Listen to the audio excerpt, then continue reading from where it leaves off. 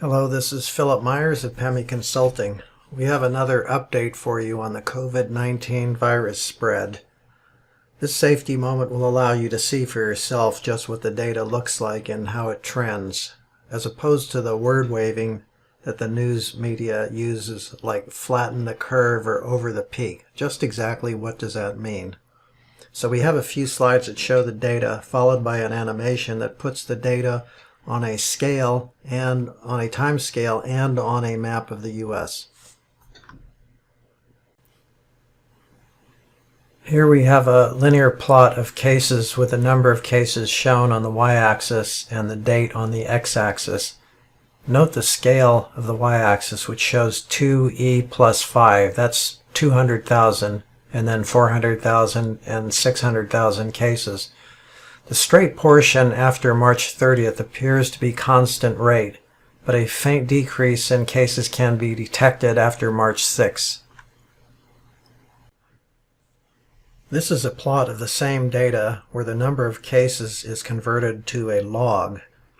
A straight line on this plot would be exponential growth. We see in the middle portion, about the beginning of March to March 23rd, that the growth was indeed exponential. After that, it's clear that the rate is reducing.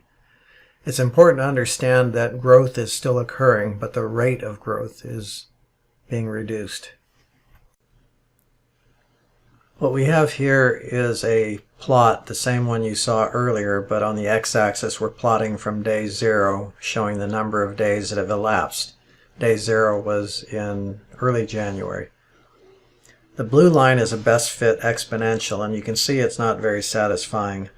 From about day 50 to 70, the exponential growth would have been higher than the COVID-19 growth. And then beyond about day 70, the fit is very poor. Exponential growth would have an ever-increasing number of cases, whereas we're not seeing that according to the black points.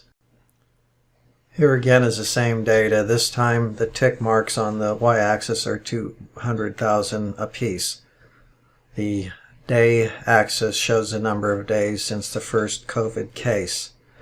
What the blue line is, it's a best fit logistic growth model. That's the simplest of all growth models, and it seems to fit the data pretty well. It also shows a horizontal asymptote at about 700,000. That would say that the maximum number of cases that we will see is 700,000.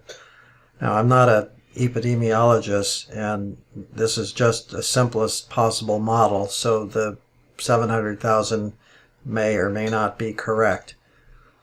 The point is that the growth is decreasing according to the logistic model, which shows a decreasing growth rate when resources run out. In this case, resources are the numbers of susceptible people and the number of infected people and the rate of transmission. So in this case, of course, it's the rate of transmission through social distancing that is serving as its capacity in the logistic model.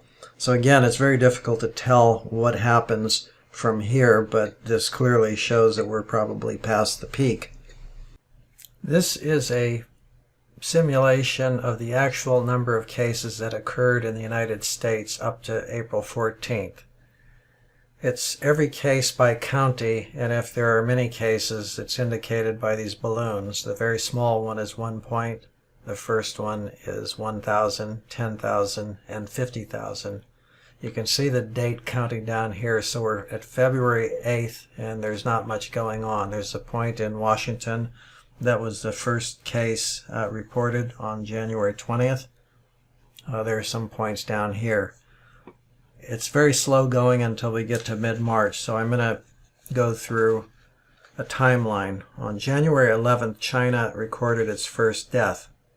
The first case was reported on January 20th in Washington, as I said. On the 30th, WHO declares a global public health emergency. On February 11th, WHO announces that the new coronavirus disease will be called COVID-19. On February 21, the Italian outbreak begins.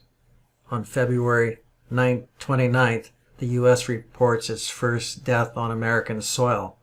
March 11th, who declares the outbreak a pandemic? March 23rd, New York City has 21,000 cases. April 2nd, the world passes 1 million cases. April 7th, 95% of Americans are on lockdown. April 10th, the global death toll exceeds 100,000.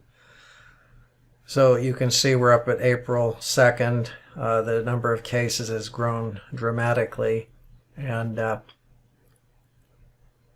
New York area is the one, of course, that really sticks out.